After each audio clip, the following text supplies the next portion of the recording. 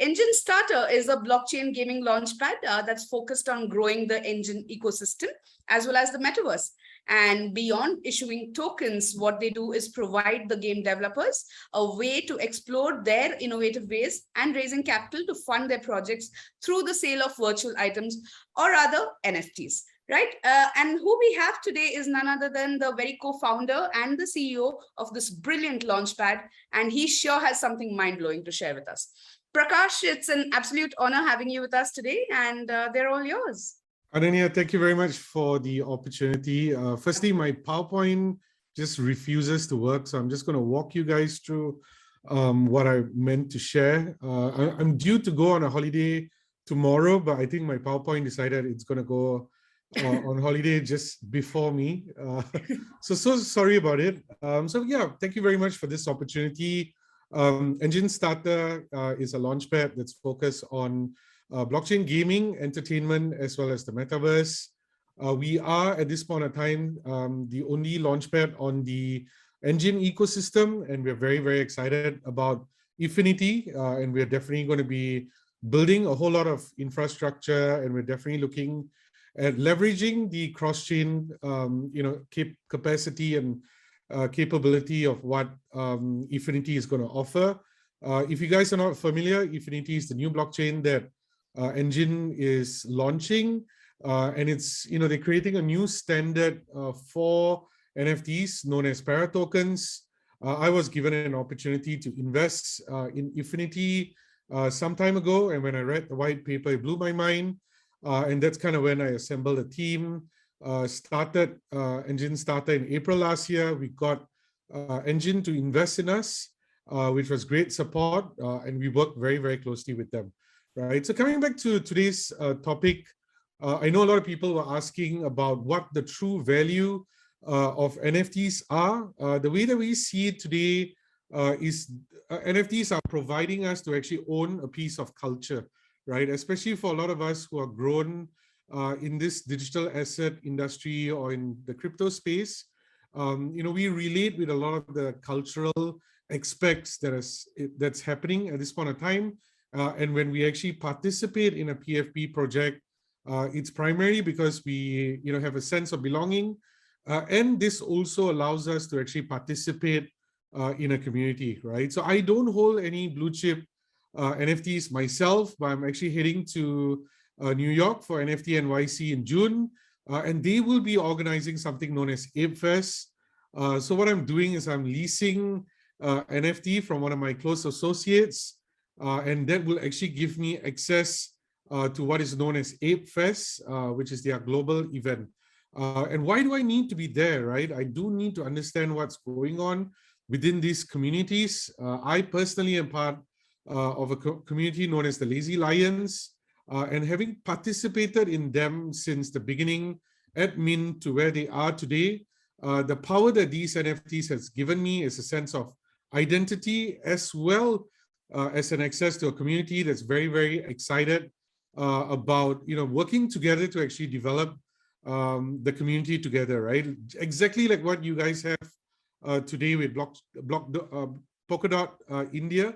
When I logged in, I saw like 600 people logged in at the same time. I can tell that the community is really, really passionate. And that's exactly what's happening with the entire NFT space at this point in time, right? Now starting off with an access, what a lot of these NFTs at this point in time offer is actually a membership, right? A lot of these communities are now going from just being purely virtual or on Discord to offline, right? We're seeing a lot of communities creating their own clubhouses in the US, and it's also starting here in Singapore where I'm based. And we expect this to actually start proliferating globally. You'll see clubhouses that will be created where NFTs will actually provide you access into these communities. And this would also be something that will be transferable, which means that the value that you have created through this membership can actually be translated from one wallet to another wallet, which means that the value that you have put in is something that you would be able to read, right? And what this really offers us today is a modern day flex, right? For a lot of us who actually live in this digital world, you can't show off other than being part of these communities. And once people realize that you're actually part of these communities, it brings some reputational benefits and also some recognition within the community, right? So that's again another benefit that we see the current generation of NFTs bringing about, and where this is actually going to bring us to. It's actually giving us a digital identity, right? The work that we do online, the work that we do in communities, the work that we invest will soon be recognized through these NFTs. In time to come, when you attend events, you would be able to collect NFTs, and they are called POAPs, or proof of active participation, right? So for every event that you go, you would be able to collect these NFTs. These NFTs could be upgraded to give you special benefits like behind the scenes, or even being able to meet some of the speakers at an event. But it's one way that event organizers would be able to recognize the effort that each one of us is putting into the ecosystem. And this is where true value gets recognized, right? Sometimes with some of these POAPs, you can't buy them, but you can only earn them through active participation by contributing into the community and also being involved by physically or virtually attending some of these events. We're definitely seeing a whole lot of benefits with NFTs in entertainment. We personally have invested into a whole lot of projects where musicians, artists, movie producers are now using NFTs to actually create a new level of fan engagement.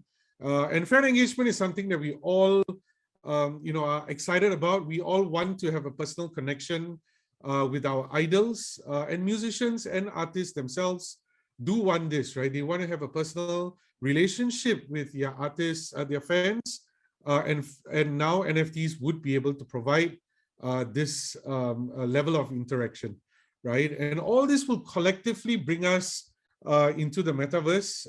Eventually, when we all start to meet more in the metaverse than in Web2 platforms, these NFTs would become our digital identity. A lot of the 2D NFTs that we currently own and are part of those communities will eventually evolve into 3D avatars that would actually represent us. And when in future, when you actually start walking in a metaverse, people will actually start recognizing you for the work and participation that you actually put into some of these NFT communities that exist today, right? So this is where we are today. This is where we call it level 1. We've got the opportunity of working very closely with the Engine team, and the Engine team is responsible for creating the ERC 1155 standard, and that's one of the primary reasons why we're so dedicated to the Engine ecosystem, because we believe that these guys are the original pioneers in the space, and they have a big vision into what are the various applications that the NFTs will provide in future, right? One of the key things that Web3 is all about, it's all about digital ownership, right? The big mistake that you and I and all of us here on the call made during Web2 is that we worked on multiple platforms because it's free. We started spending a lot of time on it, and we started giving away our data very freely, thinking because the platform is free, we can give away everything for free. Unfortunately, they used our data to become trillion-dollar companies or multi-billion-dollar companies without really giving us any of the economic value. And this is where Web3 is coming, especially the decentralized Web3. And this is where we would actually have full ownership of our data. And this data would give us access to a whole lot of communities, and we can decide how is it that we want to participate with certain brands or certain advertisers, right? This is where we actually share information with them in a very willing way, and they actually give us tokens in return for actually assessing our data. And that's where we actually see a lot of data or NFT 2.0 coming in. The NFT would become that store of value that would allow us to actually store our digital data, footprints, when we are online in a safe and secure manner. And we decide how is it that we're going to be sharing this data. into a whole lot of communities, right? The other key thing that we are seeing is the application of AI in NFTs. We call this NFT 2.0, where the NFTs acquire a certain amount of intelligence. And as the more that we play these games, the better these NFTs become, right? So one of the projects that EnjinStarter has supported, it's a project called Altered State Machines. It's a project that is out of New Zealand. And we've seen them use this in a whole lot of applications, including in football, including in entertainment. And this is where the NFT can evolve. The more that we actually use it, the more that we actually send the NFT into a virtual environment, it learns about our behavior, and it actually starts to evolve itself, right? This is where we actually see that NFTs eventually would become a digital companion to each one of us. It would become a reminder to us about our digital habits. If we're spending too much time online, it could become a reminder to tell us that it's time for us to unplug, spend more time with nature, spend more time with our family, and actually help us become better versions of ourselves, right? Thirdly, we see an application for this next generation of NFTs in health. For example, for myself, right, I need to lose weight, and a lot of the data that belongs to me sits on my iPhone, right? But eventually, this data could be on an NFT that I own. It can be trained to do a whole lot of things. It can be trained to remind me about walking 10,000 steps a day, and it's not just a reminder, but actually enabling me to actually do it. And if I don't do it, I won't be able to unlock a whole lot of my digital habits, right? So these are things that can be trained to be done. And lastly, from a gaming perspective, we see NFTs playing a role of non-player characters, right? Or we call them NPCs, where they can actually participate in this digital ecosystem. We can own these characters. We can send them into the metaverse. We can send them into gaming environments. Even while we are sleeping, they can actually be doing work for us. And because they're participating in a digital ecosystem, they can actually earn credits for us, or they can even be sent on missions to unlock certain maps in games that we're looking at playing. So see, these are some of the things that we foresee is going to be happening in the near future. And by near future, I would say that in the next 1 to 3 years. But beyond that, in the next 3 to 5 years, we believe that each one of us is going to have a digital twin. The digital twin will, be our identity online. We're going to see a lot more virtual influencers coming about. Brands can actually own these virtual influencers. We as individuals would also be able to own these virtual influencers, and they would actually be able to serve us. And this is where we believe that NFTs in the long run, or these digital twins, will actually allow us to actually earn back what is the most valuable asset in the world, which is time, right? We will see a lot of artists having these digital twins that will have virtual concerts or even do virtual meet and greet, where they are not expected to actually go on tour, get burnt out, and then and end up in depression.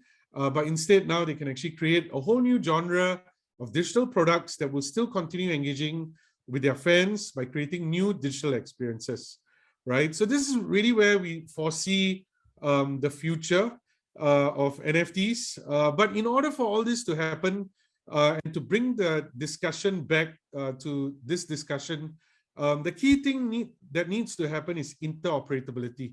And this is where we're very, very excited about what Polkadot is building, especially with the Para tokens, because there needs to be a standard for all these NFTs to operate between chain to chain, right? When we host a website, we don't tell our community, oh, my website is being hosted by Microsoft, or it's hosted by Amazon, right? By this point in time, when you're going to mint an NFT, you need to communicate to your community that it's an ETH NFT or it's a Solana NFT, so on and so forth. And that creates this divisive aspect, right? People are struggling to actually enter. And that is the main reason why NFTs have not reached mainstream at this point of time, right? There's still a lot of work that needs to be done to enhance interoperability, and this is where a lot of standardization needs to come in, and this is where the tech community needs to come in to create these standards, to build the infrastructure so that a lot of these NFTs are available in multi-chain, and that's what we are working towards, and that's what I will leave behind to you guys as an inspiration, because you guys are at the right place, and you guys are at the right platform. This is where Polkadot will play a key role, and we believe that Polkadot would be the future. And I will encourage you guys to look a lot more into this space. Thank you very much. Happy to take any questions. Thank you, Prakash. That was very simply put, to be honest, and very easy to understand. We do have a couple of questions, though, guys. If you have any further questions, do drop in the chat right away, and we'll take them.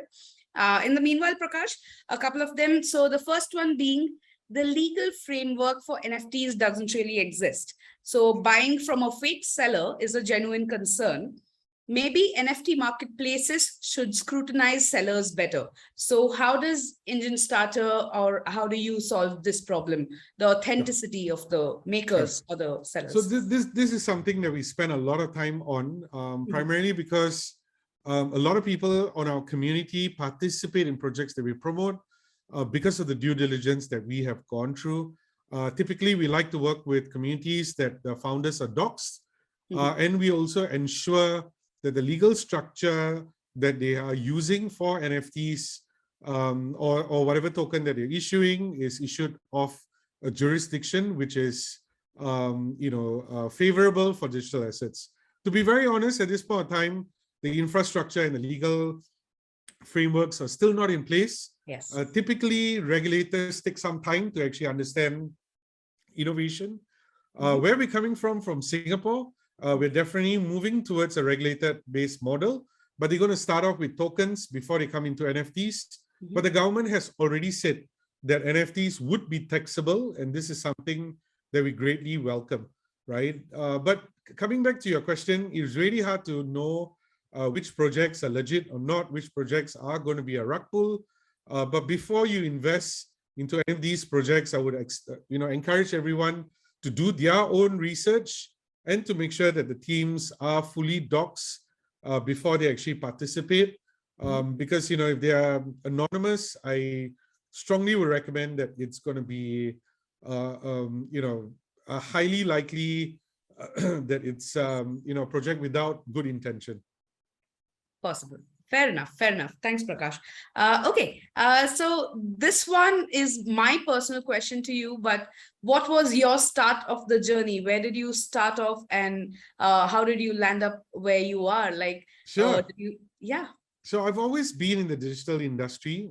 I built my business in Web 1.0 by building websites for .com companies. And then I got into Web 2.0, where I made my first pot of gold by building communities on Facebook with a company called Yoke, which was eventually acquired by WPP, which is the largest network of advertising agencies. And after I exited the business, I saw my brother getting into Bitcoin in 2013. He used to run a cafe that accepted Bitcoin as a form of payment. I saw him go through that entire journey, never participated in it, but only got into the business in 2016, where I started advising companies in their ICOs. We invested into a few projects, which is where I really learned the velocity of this space. We made money, we lost money, we got scammed, but that built character, right? I always tell my friends, in crypto, we never lose, but we always learn. Yes. And that's where we are. But where we are today with EnjinStarter is where we are with Web3, where we fully believe that this is the economy that allows us to actually own a piece of the action that we are part of. Yes. And this is where we are investing personally, as well as the company, into enterprising projects. Even if it's a small amount, it's a way that we want to learn. We want to be close to the founders, and that's the best way that we can actually participate in this ecosystem. Personally, I enjoy being part of some of these NFT communities, even though it means waking up at 2 a.m., trying to mint, not sure, what to expect. But I'm also using it as an opportunity to educate my kids. Each time there's an egg that I'm going to hatch, or if there's, an unraveling of an NFT that I bought, I bring my kids into the picture. I show them what exactly is it that I'm doing. And this way I can actually motivate them as the next generation to understand the world that we are in, to understand the world that we're moving into, and so that they too can be a participant in this. I think this was really nice, Prakash. I think this is a great point of inspiration, guys. We can all start from scratch. We can all start from wherever we are. It's about just believing in the right concepts and investing in the right funders, basically. Thanks, Prakash, for this. I think we do still have a couple of questions still, but in your entire journey, what has been the biggest challenge, Prakash? Be it as a builder or as a marketer or whichever. I think in building any crypto business, the biggest problem that we face is the amount of scammers that exists within the ecosystem. A lot of the mediums and platforms that we use, especially Telegram, does enable a lot of such activities to happen. People will change your name and pretend to be you and offer allocations to your community. If you actually ask a question within the community, they may reach out to you and offer help, but they're just there to fish. And that's really something that has given me a lot of pain. Each time I hear someone losing money, it pains me, because when they leave the ecosystem, they're going to bring 5 to 10 people with them, right? They're going to share, their challenges, their pain. And I think that's the biggest pain point that I see within the ecosystem. The infrastructure is still very, very rudimentary, and it's going to take some time before we actually bring things to a whole new standard where everyone is fully doxed, and it prevents a lot of these scams from taking place. But being in crypto, we constantly need to be on guard because every day there's a new attack. Yeah, absolutely. Great. Again, a very slice of life insight there, Prakash. On that note, I'll add my own point over here. Guys, do not invest more than you can afford to lose. Okay, so that even if you lose it, nothing's gone wrong. So I'll add that on me. We'll have one more for you, Prakash. Hope we are not troubling you too much, but anytime. Yeah. So this one's from Amit. Which is the most innovative NFT project you know?